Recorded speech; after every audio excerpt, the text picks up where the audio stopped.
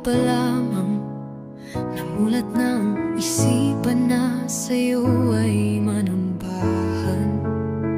Kay daming karanasan,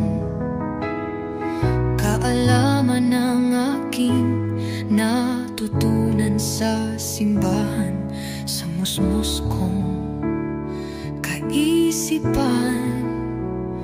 Aking ang nalaman ang tama at mali, at hindi dapat tularan.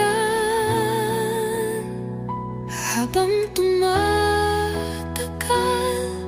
umuusad ang panahon, hindi ko namamalayan. Aking nakagisnan, unti-unting bumabalot sa aking puso at isipan. Ang lahat ng aking napakinggan sa buhay ba'y nasumpungan?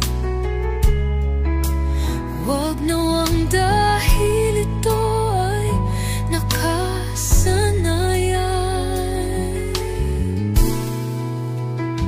Masumpungan ko nawang katapatan sa aking pananampalataya. Masumpungan ko nawa aking sariling sumusunod sa iyong salita.